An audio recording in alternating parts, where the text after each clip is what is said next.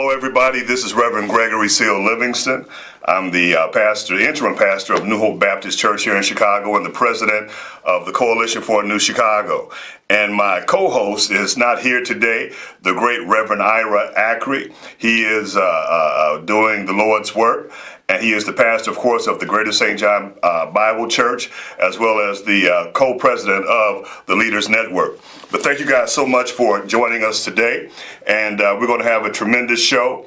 You just come on in and call in, and we'll be glad to answer your questions and to talk to you. So we just want to talk about some things that have really been on top of the news this week, last week. And I have to say, when I came into the studio today, it really hit me. I said last week around this time, it was 50 or 60 degrees below zero. And then like today it's like 50 degrees, or yesterday was 50 degrees. I'm like 100-degree swing only in Chicago. But we want to talk about some things. We're right on the edge of getting a new mayor, or at least going into a mayoral runoff on February 26th. Chicago Mayoral Election, we have 14 candidates. Some of those candidates are not seen as being likely to make it into on the fifth floor or to make it into the runoff. And also we have the whole Chicago corruption scandal. You know, Alderman Ed Burke, Alderman Danny Solis, and everybody attached to them. You know, President Tony Preckwinkle, Comptroller Susanna Mendoza, all those connections. So this is a hot topic. Well, Chicago is a hot kind of place. And also, we want to talk about some things that the mayoral candidates are talking about.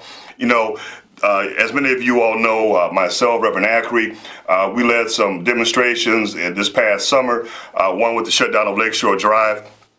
Of course, I was there with the O'Hare shutdown, got arrested for that, but I'm out, as you can see.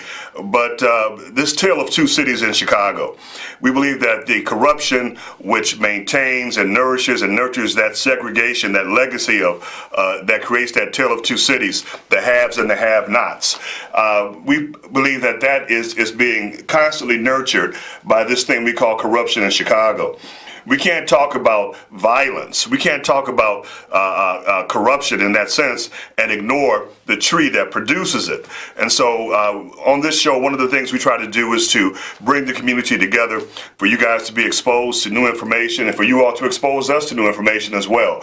So we can take this information, turn it into something that is powerful and apply it and execute it and try to make a better city.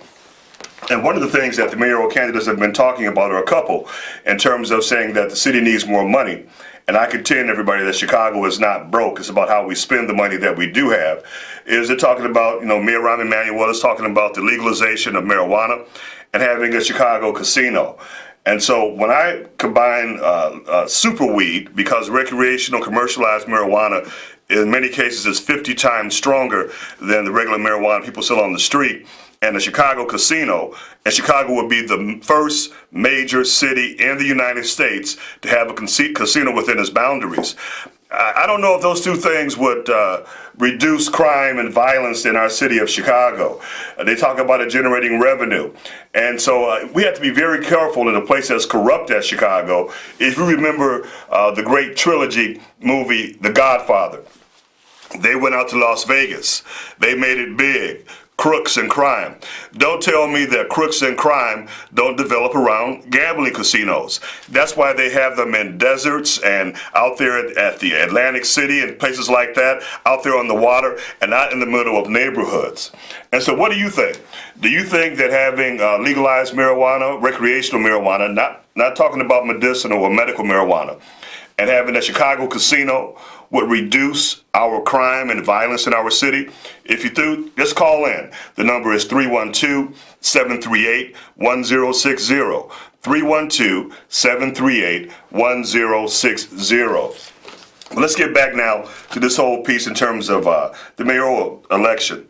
As you know, we kind of ran Rahm off. We ran him out of off the fifth floor, so he decided the day after Labor Day, after we had our O'Hare shutdown, that he was not going to run for office again. And many of you know this has been something that was catalyzed by the Laquan McDonald cover-up. And so many folk have been involved. There's been an army of us out there saying that it's wrong to have someone in that position, in that office, and to cover up the crimes, to cover up the murder of this young man, Laquan McDonald.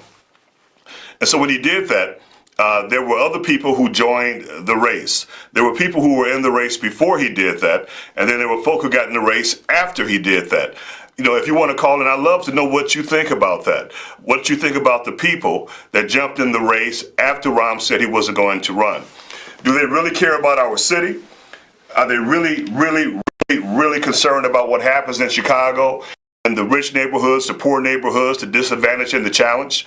Or are they just interested in winning an office and adding to their resume? I mean, what do you think are the motivations behind people getting in a race after the incumbent mayor says he's not going to run? The folk that jumped in before the mayor said he wasn't going to run. These folk that are concerned about our city, do they show a little bit more courage? Talk to me. Is it just strategy? Is it saying, look, I'm not going to do this if I have no chance of winning? Was Ron really that strong?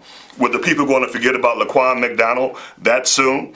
And so, and the issues that are being talked about and being brought forth. Are you hearing anything new? Are you hearing any solutions that are going to really work? Has anything really struck you? Many of us who were around at the time, we talk about a Harold Washington moment. You all know Harold Washington, the first black mayor in the city of Chicago, 1983 to 1987, before he died tragically, so quickly. And we talk about this. Has there been a spark? Has any candidate sparked you as of yet and said, look, I want to vote for this candidate. You know, this candidate is going to lead us. This candidate is going to be the voice of the people. It's going to be strong. Or are they just going to be another part of the fabled Chicago machine, political machine? Speaking of the machine, we have corruption in all of its glory here in Chicago. We have the Ed Burke piece, where the FBI has just gone through his office like a hot knife through butter. And then all the folk connected with Mr. Burke. And then Ed Burke Jr. being hired by Tony Preckwinkle and having issues around his hiring and just so many different issues attached to Ed Burke. You know, Ed Burke is the longest serving alderman in Chicago history. What I've always said is that Ed Burke would never run for mayor because if he ran for mayor, he would lose power. And so Ed Burke is the chairman of the Finance Committee and the Workers' Compensation Fund, which is over $100 million. He has total control and absolute authority over that.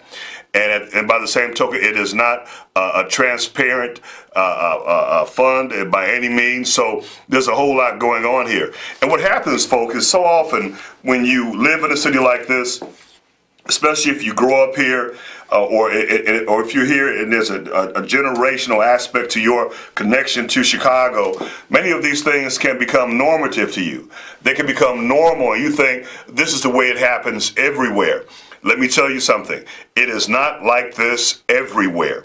And the whole idea is to keep people in a numb and dumb state, and forgive me for saying it like that, so that they are not exposed to that there are other places that don't run their governments or treat their people the way many of the folk here in Chicago are treated.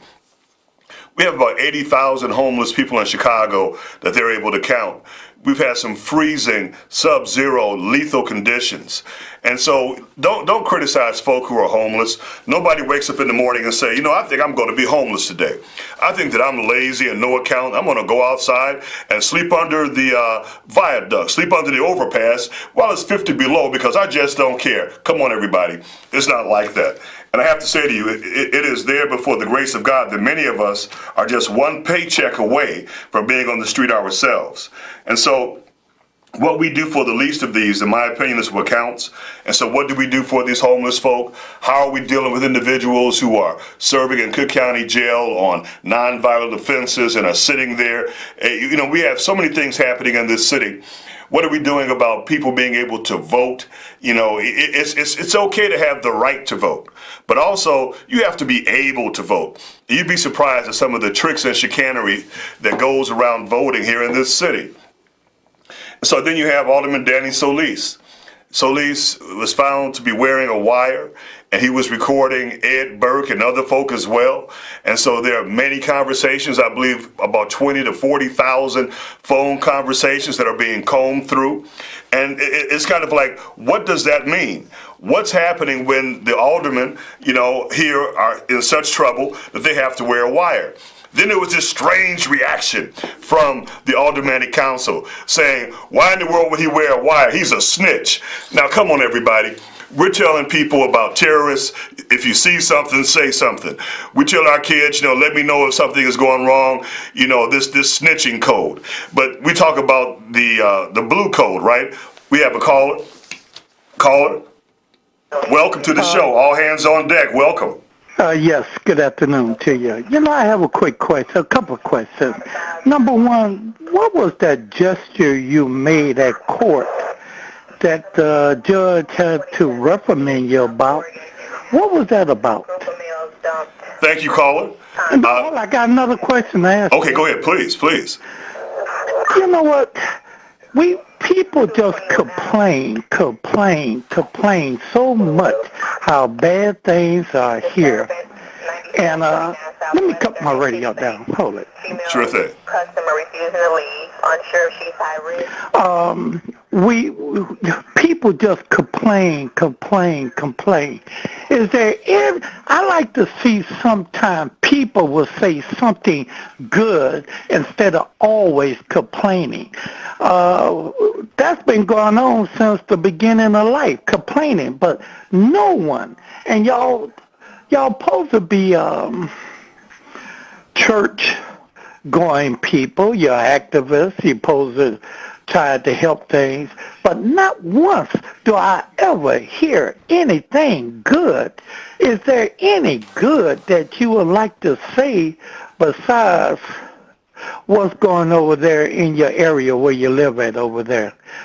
There is some good things in this city that people need to sometimes say thank you. Sure, there's homeless people. No one, like you say, wake up and say, let me be homeless. But sometimes things happen. But the thing is, why don't people do handouts? Why some of these churches give things? There's many abandoned buildings in the city, especially over there where you live, in the Austin area. Let them live in there free. Let them come in there and stay there. Talk to the banks. Talk to the mortgage company. Let them take care of the property, and it also helps the people also in the community. But again, quit complaining so much. But the beginning of the question I asked you earlier, what was that gesture you made in court and the judge reprimanded you that? Can you please address that issue? Let me get out there.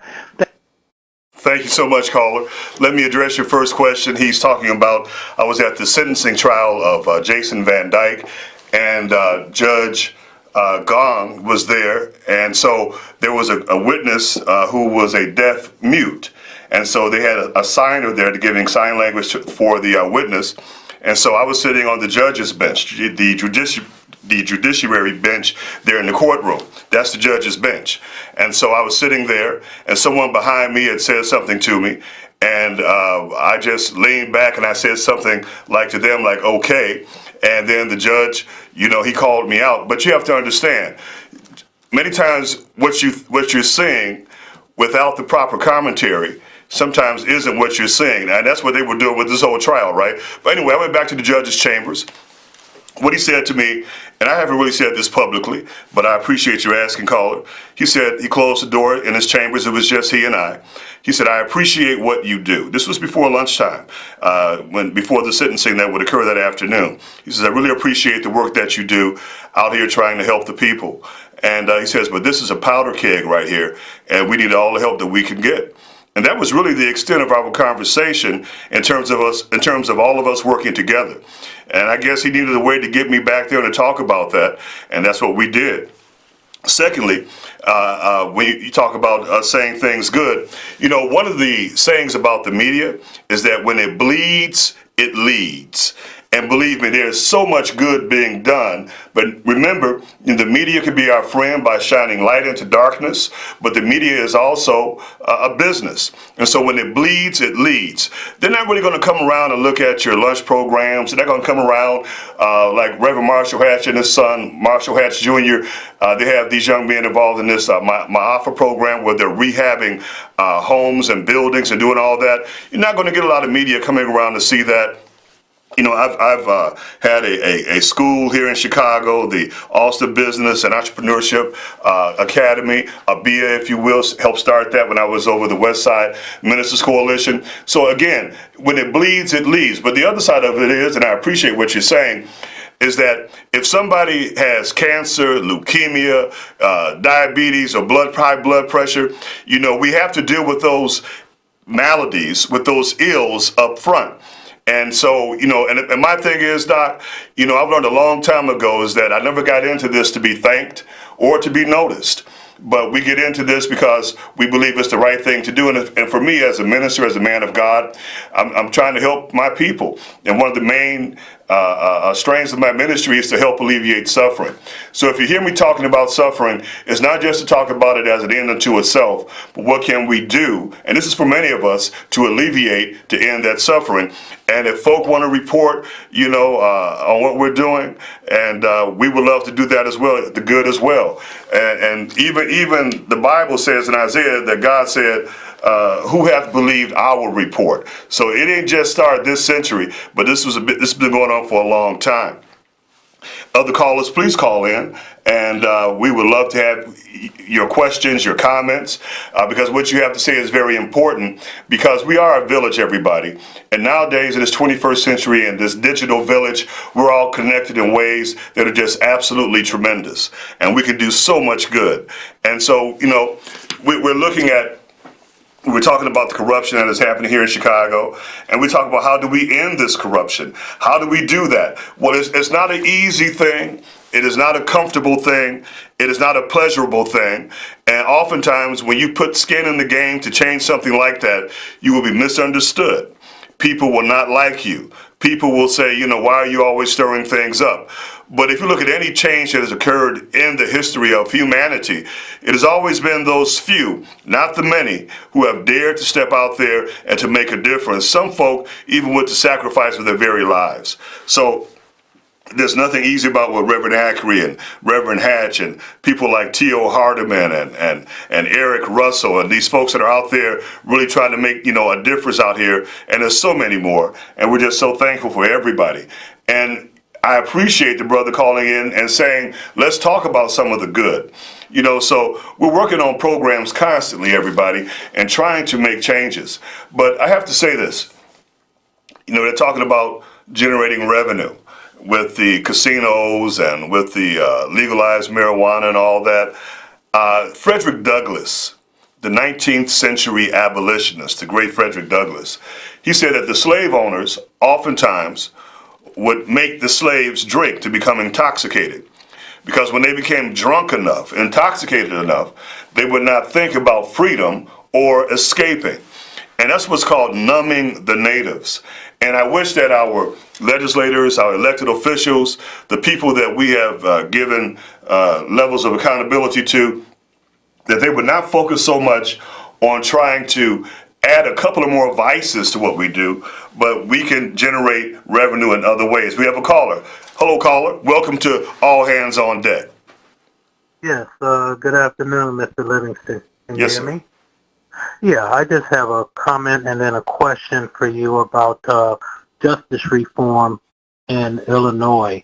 I believe that Illinois needs a couple of laws. One of them, they're both similar, but one of them would allow individual citizens after 5 years to have a nonviolent, non-sexual felony conviction erased, not just sealed, but erased, given that they have shown 5 years of no further occurrences. The reason why I think that's important, because a lot of people are forced into false confessions. 60 Minutes did a investigative report about just how many people are forced into confessions just in Chicago alone. That's a national problem. So I think a lot of people who only have one, no more than two offenses should be able to have those completely erased, not just sealed, so they can go on with their lives. And then my question to you is, what would comprehensive justice reform in Illinois look like to you? Quick question for you, caller. Why do you pick 5 years? Caller is gone. Caller, that was an awesome comment and question. And what he said was that to have, individuals that have done their time, have paid their debt to society in terms of a crime or whatever it might be, to be able to have these crimes expunged from their records, not just sealed, but cleared after 5 years of no crime or anything of that nature in terms of who they are and what they do.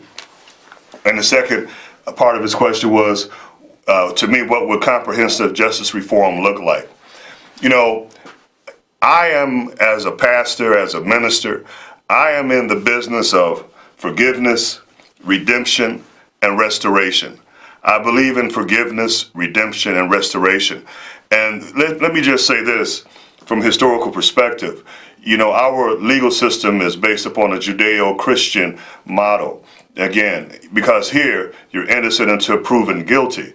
But if you live in France, you're guilty until you're proven innocent. So when this country was started, there was a real flip-flop in terms of how we would deal out justice. But one of the problems is things like racism, all the isms that become involved, because you have the letter of the law and you have the spirit of the law. The letter of the law does not always lend out justice.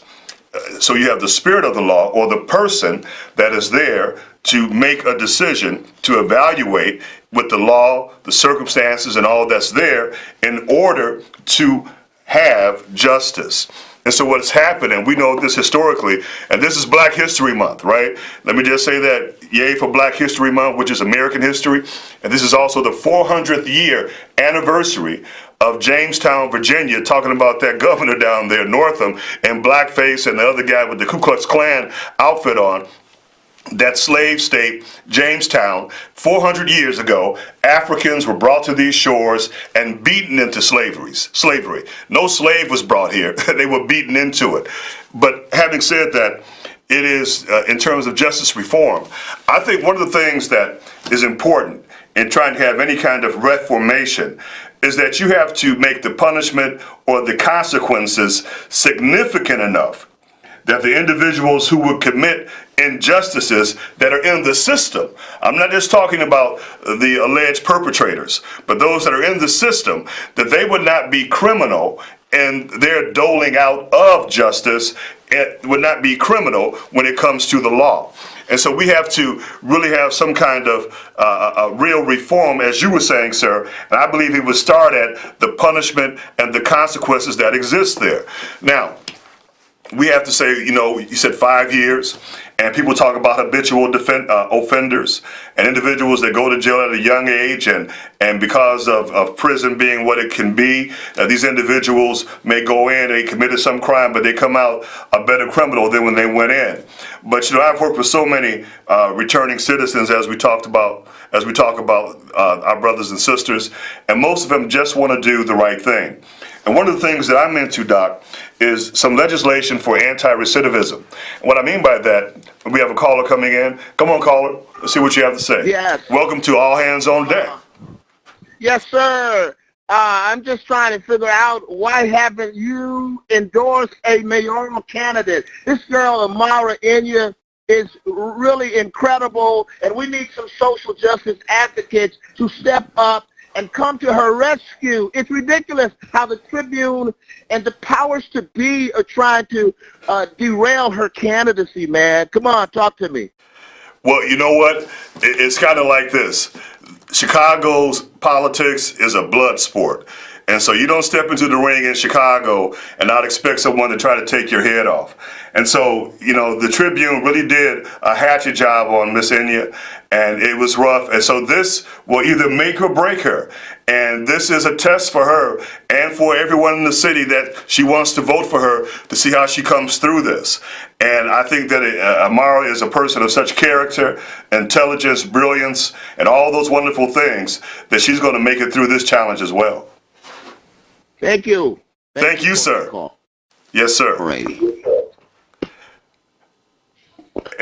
Well, everybody, one of the things I was saying before our caller called in, but he was talking about the front page of the Tribune, which did a real hit on one of the Chicago mayoral candidates, Amara Enya. I won't go into detail about that, but it was something. And again, Chicago politics is indeed a blood sport. It is not for the meek or the mild or the frail of heart. But one of the things I mentioned was an anti-recidivism legislation. And what that is that oftentimes individuals are in jail working for pennies on the dollar for companies like Microsoft, Levi Blue Jeans, and all of these great companies, Dell Computers. And then when they get out of jail, or prison, they can't get a job at the same company doing the same thing that they were doing in prison because they have a background. And my thing is, if you're going to employ someone while they're incarcerated and then you won't hire them when they are free, I think something has to be done to change that. In other words, Michelle Alexander talks about the new Jim Crow. Well, Jim Crow may be dead, but Jim Crow Jr. is alive and kicking. And so everybody, we want to thank you guys for tuning in to All Hands on Deck. My man, the Reverend Dr. Ira Joe Ackery, will be back sooner than later. And it is always a pleasure to be here and to share with you. And thank you, callers, so much for chiming in. You've added nothing but just absolute awesomeness to this show. Thank you so much. God bless.